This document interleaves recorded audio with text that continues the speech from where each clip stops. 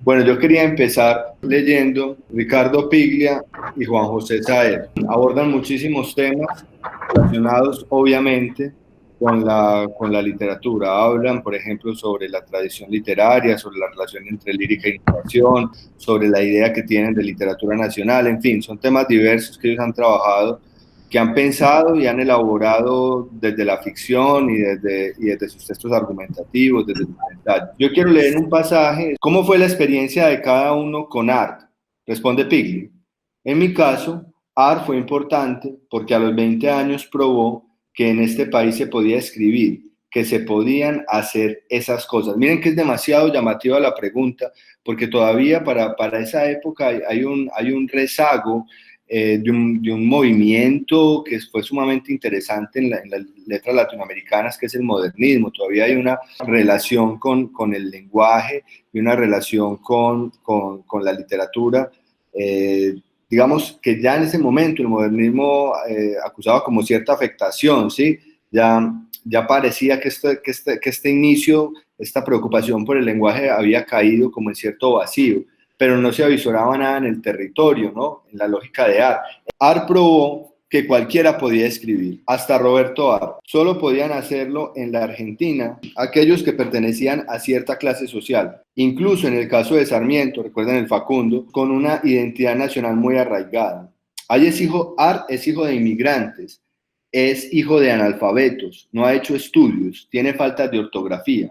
Es el anti-Borges, por supuesto, pero también es el anti-Sarmiento, que son, digamos, en el caso de Sarmiento para el siglo XIX y en el caso de Borges para el siglo XX, digamos, monumentos de la literatura nacional.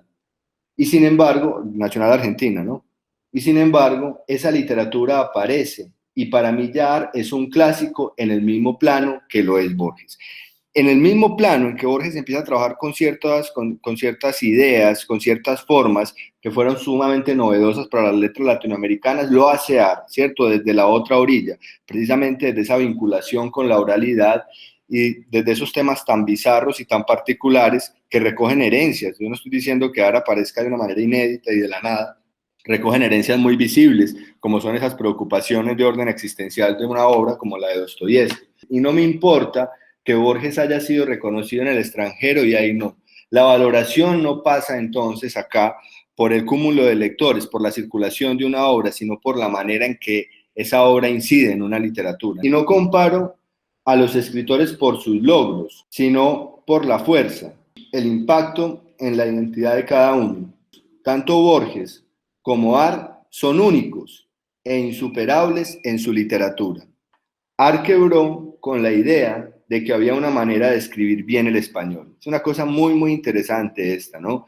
Cómo a partir de esa fractura de la sintaxis, a partir aparentemente de lo mal escrito, a partir un poco y en su caso es muy llamativo, porque no es romper la regla conociéndola, ¿no? Es un escritor que realmente desconocía a carta cabal pues las lógicas del castellano, ¿sí? Pero a partir de ahí, como de un desconocimiento de cierta aparente torpeza, logra crear una literatura muy inusual. Se ha hablado mucho de la soledad del escritor, ¿cierto? De la relación con un oficio que se hace en solitario, ¿sí? Entonces, ahí es muy importante saber que alguien en condiciones similares a las de uno, para estos personajes que son personajes como de cierta clase media, ¿sí? Y de clase media de provincia, pues que llega a la literatura con una mano adelante y otra atrás, hijo de inmigrantes, que digamos aprende casi que el español como una lengua que sus padres no hablan, en fin, entonces es como ver un ejemplo encarnado. Hizo pensar pues en esto, que era algo que estaba leyendo esta semana, en cuanto al hecho de que la literatura, o sea, no solamente deja de tener la deuda de hablar de un territorio específico o de tener pues como, o sea, de estar limitada a pues como a un oficio de cierto tipo de personas, por ejemplo, Sí. gente que es muy, no sé, muy académica, por ejemplo. Sí, sí. Y Sí. además de eso, pues que también se convierte en un tema de la misma literatura, como es en el caso de esa novela, hablar del personaje que intenta con pues sin ninguna posibilidad, digamos que acercarse al ejercicio de la escritura literaria y pues como todo el padecimiento como alrededor de eso. A ver, los escritores en un principio no tenían público, ¿no? Estamos hablando del siglo XIX, finales del XIX, estamos hablando de autores latinoamericanos. Escribían para una comunidad letrada, que era una comunidad letrada conformada por muy pocas personas, algunas profesiones liberales, cierto cuerpo burocrático, en fin, y las élites. Entonces no había una relación, digamos, más amplia con los lectores. Eso es una cosa que empieza a cambiar cuando hay cierto ascenso, la aparición de las universidades, la conformación de las universidades. Entonces hay un público lector que reclama cierta literatura particular y un lenguaje que lo nombre, ¿no? Por eso el boom latinoamericano tuvo esa fortuna, encontró quien los leyera. Entonces eso genera otro tipo de dinámica. Y ahí pues intento como relacionarlo con lo que dice Lina. Hay una cierta, y digo cierta porque es que no hay otra manera de decirlo, democratización de la literatura. ¿Sí? Porque ya se conoce el medio, ya hay una alfabetización, entonces los escritores cuentan con lectores y ellos mismos pueden acceder, digamos, a cierto tipo de relación con la literatura extranjera, que se da también, sobre todo a partir de la década del 50, 60, con digamos, un surgimiento muy fuerte o un fortalecimiento más bien de las importaciones. Piensen, por ejemplo, en el grupo de Barranquilla de García Márquez. A ellos les llegaban las obras casi que recién editadas, las obras de Carson McCullers, de Faulkner, de todos los norteamericanos. Entonces entran en contacto con otras culturas, ¿sí? Entonces eso les brinda, digamos, cierta libertad. Es un poco, creo que a lo que puede estar aludiendo Lina, ¿cierto? Cierta libertad para abordar ciertos temas de cierta manera y por fuera, en algunos casos, no en todos, como de las exigencias, pues como de los poderes imperantes. Siempre está la letra escrita mediando, siempre está el objeto encontrado, siempre está el libro, siempre hay una manera de literaturizar, si me permiten la palabra, la realidad. Entonces nunca hay un contacto directo. Nace precisamente de ese forcejeo con ese lenguaje que él conoce de primera mano. No es que conozca de oídas, sino que lo está habitando, ¿no? Esa relación tan directa que hay entre el puerto, la sala de redacción, los prostíbulos, los bares. Digamos, él conoce a estas personas y a este lenguaje de manera fáctica, de manera muy directa, y construye a partir de ahí, digamos, valerse de la cultura popular, de la cultura, entre comillas, espuria, pues va a tener como un ejemplo muy fuerte y además les recomiendo mucho ese autor en nuestra literatura latinoamericana, en la literatura argentina, que es precisamente Manuel Puig. Manuel Puig hace literatura con los melodramas de las novelas, con los melodramas de las radionovelas, con el cine malo de Hollywood, de esos modismos, de esas formas.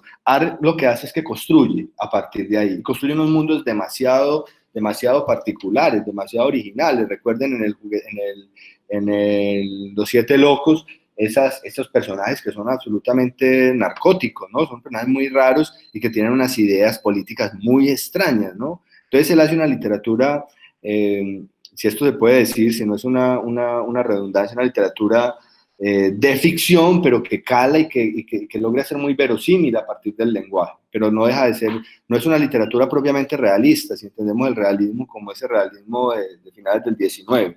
Algo que me parece muy interesante es como pues lo que últimamente se ha venido notando en los cuentos que hemos leído, y es como que siempre trata de poner la voz en diferentes culturas o pues, personas que pertenecen a diferentes culturas. La hipótesis de Santiago me parece interesante. O sea, él nos decía que de pronto estas historias no son tan ajenas, estos otros mundos, estas otras culturas, dada precisamente su frecuentación, la frecuentación de Ar, pues de una cantidad de mundos que coinciden en el puerto, ¿sí?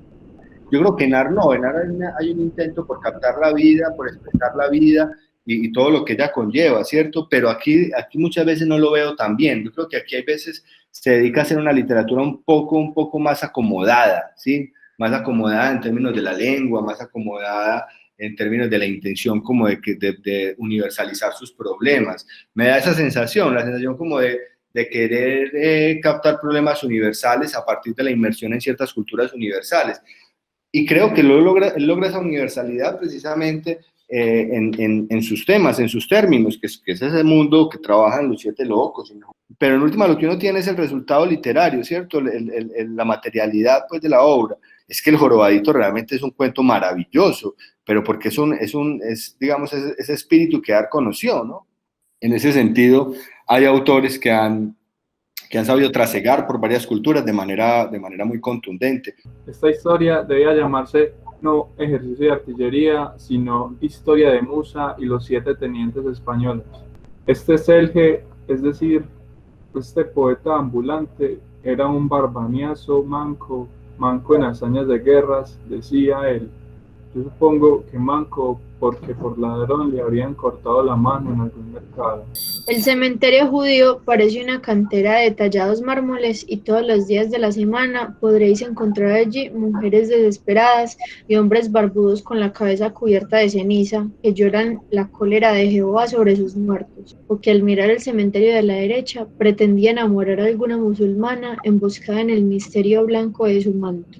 Es un tema muy importante para él, o sea, muchos de los personajes están haciendo unas cosas muy particulares, uno lo ve en Los Siete Locos, lo ve en El Siete Rabioso, muy particulares, muy por fuera como de los oficios convencionales, por mencionarlo de alguna manera, para conseguir dinero. O sea, el dinero y la circulación de dinero es un tema muy importante para de conseguir riqueza. Inclusive era un personaje pues que de una manera muy extraña, o sea, muy por fuera de sus realidades, de las posibilidades reales de hacerlo, que se embarcaban en unos proyectos muy inverosímiles para conseguir ese dinero. Y en Art, digamos, uno de las personas, de los personajes, también como en Dostoyevsky, que de alguna manera empiezan a jugar con la necesidad del otro y que hacen imposible que el otro tenga como una relación, digamos, fructífera o una relación pues como de superación a partir del dinero, es precisamente el prestamista, ¿sí? El prestamista es una figura que aparece como para entorpecer la realidad, para entorpecer como el destino del héroe, digámoslo así. Y aquí está el prestamista, ¿no? Es un poco como un personaje inesnable y que todos coinciden en eso. Fíjense que nadie sufrió la muerte de este personaje, ¿no? Es muy llamativo. Hasta cuando piden las disculpas, ¿cierto? Él no es del todo de acá, terminan por decir. Bueno, muchas gracias, me gusta mucho verlos.